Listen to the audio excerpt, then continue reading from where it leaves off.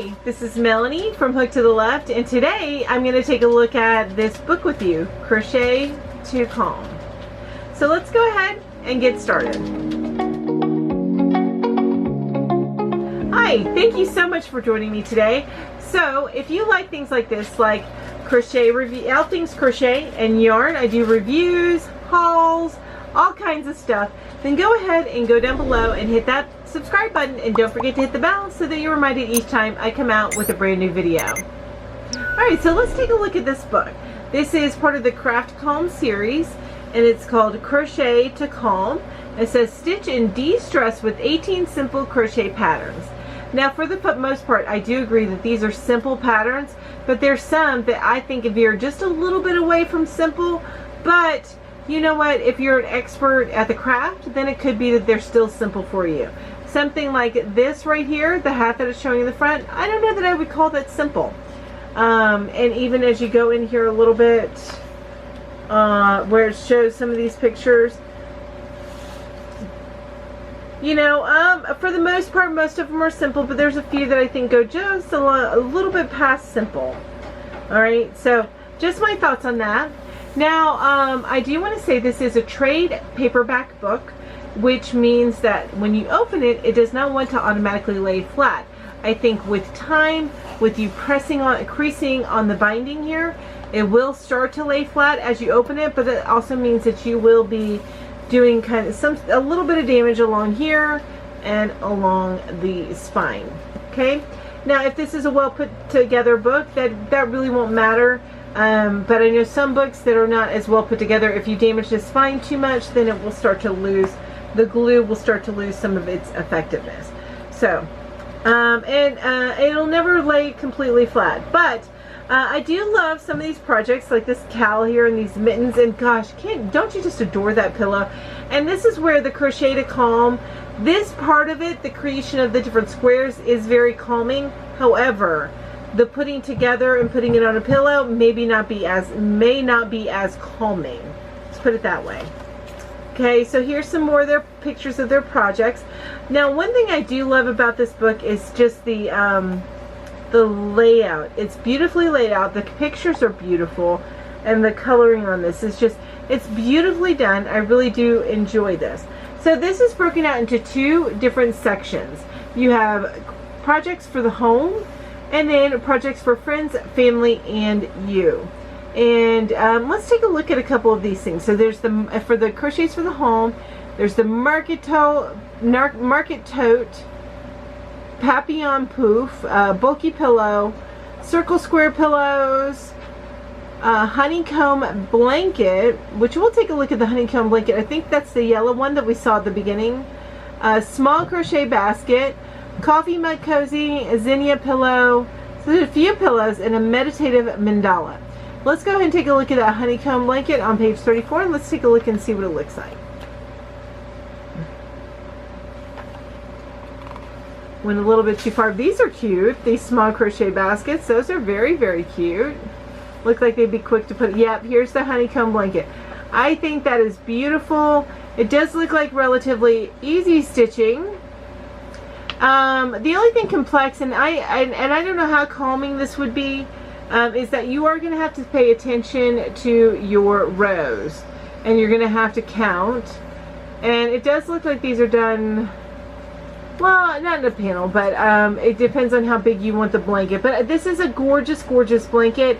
I know that when I need to de-stress or decompress, I don't want to count my stitches. I want to just start the blanket and have an easy 1 or 2 row pattern that I don't have to think about. So, but that is me. That is the way I personally de-stress. This may be the way that you de-stress, by doing stuff like this. But I just don't want to be counting my stitches. This right here does look like it'd be crazy simple. You could just, you know, you go through a stressful time, you end up making so many baskets, people will be telling you, stop making me baskets, I don't need any more, will you stop? And it also is probably one that is easy to increase and make bigger if that's the way you want to go. And gosh, this is super duper cute, this cozy, this mug cozy. And that would make great gifts for somebody, especially with the holidays coming up. This might be something you consider. Now see, this is where things get a little bit more, I think, complex. I would not call this a simple, maybe somebody else would, but I personally would not call this a simple project or a simple stitch or something like that. This to me, while not advanced as far as doing this, I think it's more on the intermediate side. So that's the only way. I think that it's a little misnamed as far as that goes. Oh, this meditative mandala is very, very nice. I like that a lot. And look at all the different color combinations. I think that would be super cool. And this hat, well, I don't think it's necessarily simple. I think it's beautiful. And wow, I really want to make this hat. This is a gorgeous hat. This is really a gorgeous hat, right? All right, anyway, so that is what I'm thinking of. And I do like that they did this, the little math on doing an increase if you needed to adjust the size for the arm warmers. And I mean, seriously, round 24 you fasten off, so it's not that much that you're doing there. And then of course the Pinecone infinity scarf. This is just gorgeous. And yes, this would be a pattern. This would definitely be a pattern that would be something that I can kind of just get lost in. And as the title says, crochet to calm. Anyway, I'm just kind of flipping through this. So my final verdict on this particular, ooh, that's such a pretty scarf, isn't it? So my final verdict on this particular book is I think it's beautifully put together. The photos are gorgeous. I like the light and airy look. I would not call all of these patterns simple, but they're also not crazy difficult. There are some that, yes, crochet to calm, and here comes Stella. So if you see her here in a minute, her little toesies.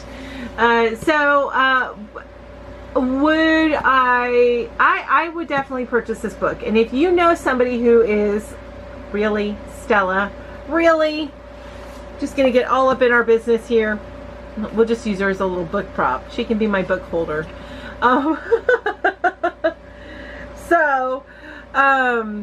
What would I buy this book again if I were purchasing it for myself? Yes, in a heartbeat, I would. I think that there's enough simple patterns in here that, yes, it is definitely crochet to calm, but it's also got some definitely more interesting patterns in it, so that you're not just getting those more simple patterns, and makes it a little bit more worthwhile to somebody who's an experienced or seasoned crochet artist. The only thing I don't like about this is the binding. I wish that all crochet books came in a spiral binding so that I can open them up and lay them flat.